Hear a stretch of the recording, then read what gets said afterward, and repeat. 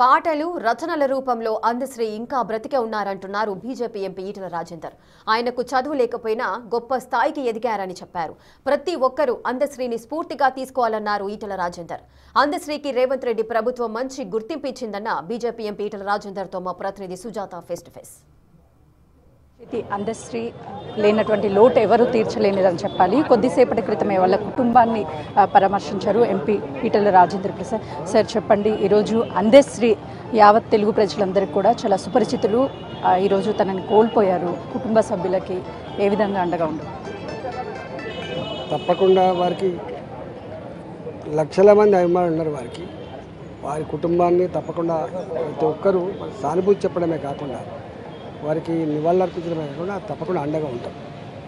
సరే, ఎన్నో పాటలు కూడా పాడారు. అదేవిధంగా యావత్ ప్రజల్ని కూడా తన పాటలతో స్ఫూర్తిదాయకంగా నిలిచినటువంటి పరిస్థితులు కూడా మనం చూసాము. ఈరోజు తను లేనటువంటి లోటు వాళ్ళ అభిమానులకి ఇవాళ నమ్మలేకపోతున్నారు. అందశ్రీ గారు లేరా అనేటువంటి మాట నమ్మలేకపోతున్నారు.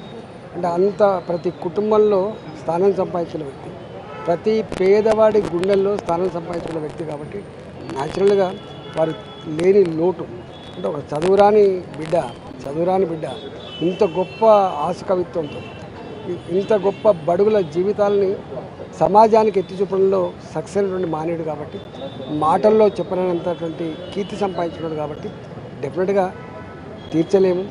కానీ తెలంగాణ సమాజంలో ఒక గొప్పతనం ఏంటంటే ఈ మట్టిలోనే ఉంటుంది తిరుగుబాటు నేచర్, ఈ మట్టిలోనే ఉంటుంది ప్రశ్నించే తత్వం. ఈ మట్టి నుంచెల్లే మాణిక్యాలు పుట్టుకొచ్చి మరింత మంది గొప్పగా రావాలని చెప్పి కోరుకుంటాం. ఎంతోమంది యువతకి స్ఫూర్తి ఇస్తారు. ఏం చెప్తారు ఈనాటి యువతకి? అందశ్రీ గారి నిడారంబర జీవితం, చదువు రాకపోయినా సంస్కారవంతమైనటువంటి పని, పేదల పక్షాన్ని నిలిచిన బిడ్డగా, అణచివేతను ఎదుర్కొని నిలిచిన బిడ్డగా తప్పకుండా తెలంగాణ సమాజానికి ఏ లక్షణాలు అయితే ఉన్నాయో ఆ లక్షణాలు మరింత జిగులుపుతమవుతాయని చెప్పి ఆశిస్తాను. అందశ్రీ లేకపోయినా ప్రభుత్వం నుంచి ఎలాంటి గుర్తింపు తనకి దక్కాలనుకుంటున్నారు?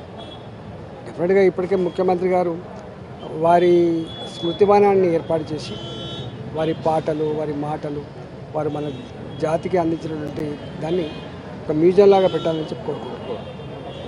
నిజంగా అందశ్రీ రచయిత లేనటువంటి లోటు ఎవరు తీర్చలేకపోవచ్చు. కానీ తను అందించినటువంటి పాటలు కావచ్చు, అదేవిధంగా రచనలు అనేది ఎప్పటికీ మిగిలి ఉండిపోతాయి అని చెప్తున్నారు. తనకి సంబంధించినటువంటి పాటలు, రచనలు అన్నిటి కూడా ఒక మ్యూజియంలా ఏర్పాటు చేసి అందరికీ రానున్నటువంటి తరాలకి అందశ్రీ యొక్క గొప్పతనాన్ని తెలియజేస్తే బాగుంటుంది అని చెప్పేసి మంత్రి ఈటల చెప్తున్నారు. కెమెరామెన్ నరసింహతో సుజాత, హైదరాబాద్.